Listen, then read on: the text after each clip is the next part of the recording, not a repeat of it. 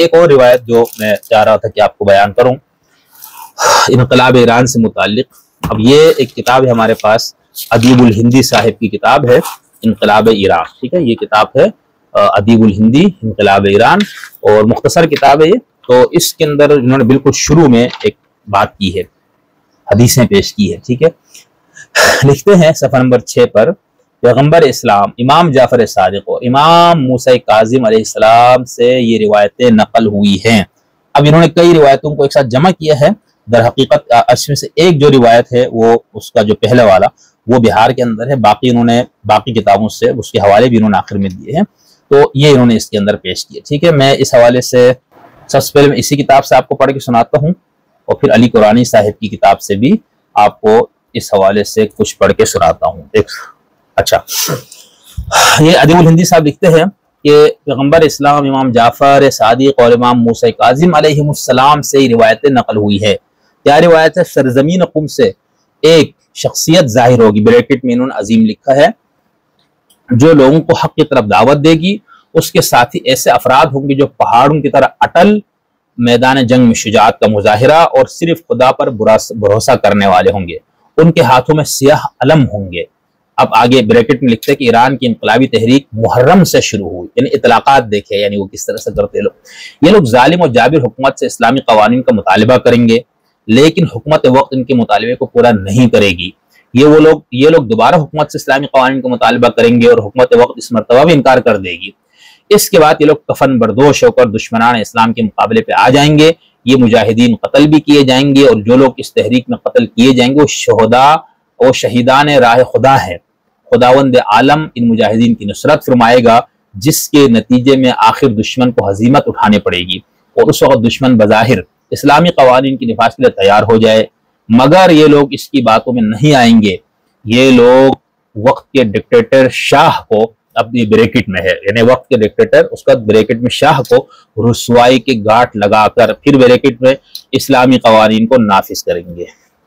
اچھا، اب یہ دیکھیں آگے بھی ہے، میں وہ پڑھتا ہوں. سب سے پہلے اس کے اندر جو بہار الانوار کے اندر ہے، روایت کا پہلا حصہ ہے بس، کہ میدان جنگ میں شجاعت کو مظاہرہ اور صرف خدا پر بھروسہ کرنے والے ہوں گے. باقی انہوں نے باقی در در کی کتابوں سے جمع کیا ہوگا. آگے لکھتے ہیں اس وقت کوفہ یعنی نجف علم اور صاحبان ایمان سے خالی ہو جائے گا. ٹھیک ہے، اور قم گہوارہ علم و فضل قرار پائے گا. دنیا کے گوشے گوشے میں اس کی آواز پہنچے گی. اس روئے زمین پر کوئی بھی ایسا شخص باقی نہیں رہے گا جس پر اسلام اور شیعت کی حقیقت اور اس کی حقانیت واضح نہ ہو جائے. آفتیں قم سے دور رہیں گی، اور اگر کسی نے اسے ضرر رسانی کی کوشش کی تو خدا اس کو ہلاک کرے گا. اس وقت کے قدرت والے ستمگر قم کی اہمیت کو نہیں سمجھیں گے جس طرح انہوں نے اپنے خالق کو بھلا دیا ہوگا. یہ واقعہ زمانہ غیبت میں اور پائی میں آل محمد کے ظہور کے نزدیک رونما ہوگا. اس عظیم تحریک کے بانی امام زمانے کے نائب ہوں گے، اور ان کی حکومت زمانے ظہور تک باقی رہے گی، اور یہ حکومت سوائے حضرت حجت کے کسی اور کے سپرد نہیں کی جائے گی. اور حضرت حجت ان لوگوں سے انتقام لیں گے جنہوں نے اس حکومت کی حقانیت کو سمجھتے ہوئے اس کی مخالفت کی تھی. اب انہوں نے اس کا بہار الانوار جلد نمبر 60 صفحہ 36 213 اور 216 حدیث نمبر 22 23 اور 27 کا حوالہ دیا ہے.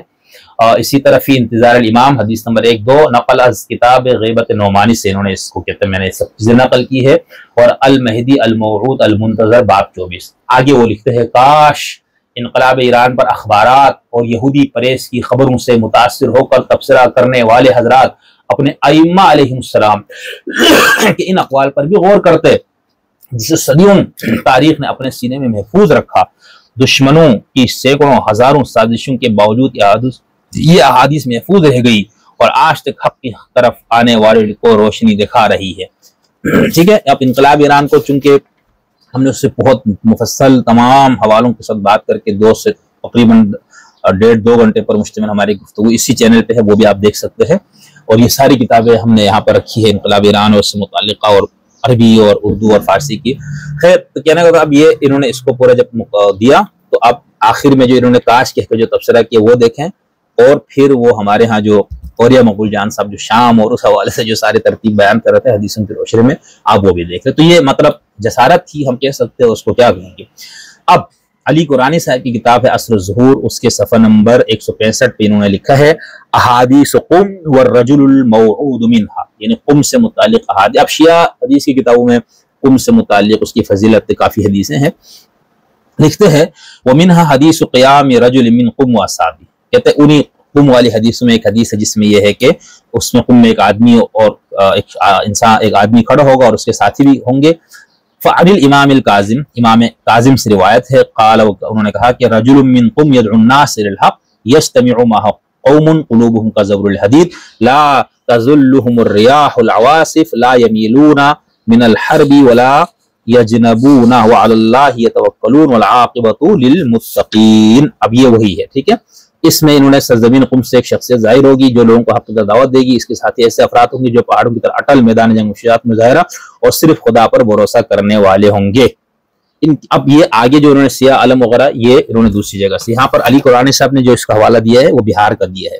اس کے بعد وہ لکھتے ہیں علی قرآنی صاحب اس کے اوپر تبصرہ کرتے ہوئے کہ ولم تذکر الروایت متى يكون هذا الرجل المبشر به واصحابه، یہ نہیں پتا کہ وہ آدمی، یہ نہیں ذکر ہے روایت میں کہ وہ آدمی کب آئے گا اور اس کے ساتھی کب آئیں گے. ولكن لم يعهد في تاریخ قم وایران رجل وقوم بهذه الصفات قبلهم، لیکن یہ بات ہے کہ امام خمینی سے پہلے قم اور ایران کے تاریخ میں ایسی کوئی شخصیت نہیں آئی.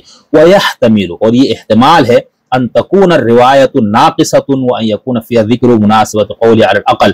وقد نقل صاحب البحار عن کتاب تاریخ القم، قم کی تاریخ سے اس کو پیش کیا ہے صاحب بحار نے، جس کا مؤلف تھا الحسن بن محمد الحسن القمی الذي الف قبل، انہوں نے 1000 سال پہلے یہ کتاب لکھی تھی، لیکن وہ کتاب کا نسخہ دنیا میں نہیں ہے. یعنی علامہ مجلسی رحمۃ اللہ تعالی علیہ نے یہ حدیث پیش کی ہے ایک کتاب سے جس کا نام ہے تاریخ قم، لیکن وہ جو اوریجنل کتاب ہے وہ دنیا میں اب موجود نہیں ہے. ٹھیک ہے.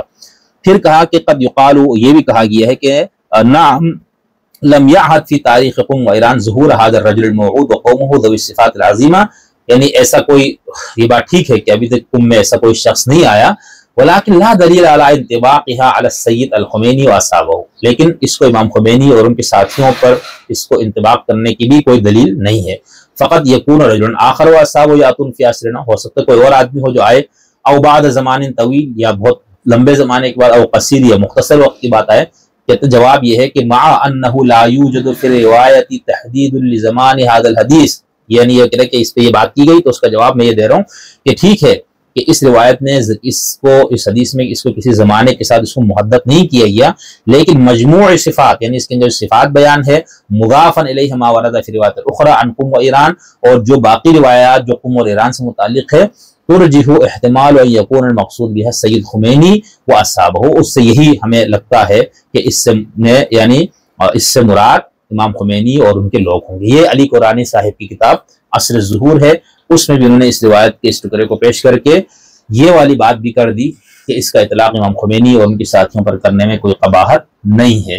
لیکن پھر آپ نے یہ ذہن میں رکھنا ہے کہ بھئی اس طرح کے اطلاق کرتے ہوئے اب انقلاب ایران کی بنیادیں کیا ہے، وہ کیا کچھ تھا، اس کے سارا آپ ٹھیک ہے آپ نے ایک دو حدیثوں کو لے کر اس کو پورا اس طرح سے کر دیا جیسے اولیاء مقبول جان صاحب نے کیا تھا شام اور اس عراق میں، یا اس سے پہلے ڈاکٹر صاحب وغیرہ اسرار صاحب وغیرہ مرحوم افغانستان کے طالبان کے بارے میں کہا تھا. لیکن آگے جا کے وہ حالات وہ نہیں رہے، وہ چیزیں اس طرح سے نہیں رہی. تو ہمیں تو یہ طالب علمانہ ہمارا یہ خیال ہے کہ اس پہ انسان کو احتیاط کرنے کی ضرورت ہے.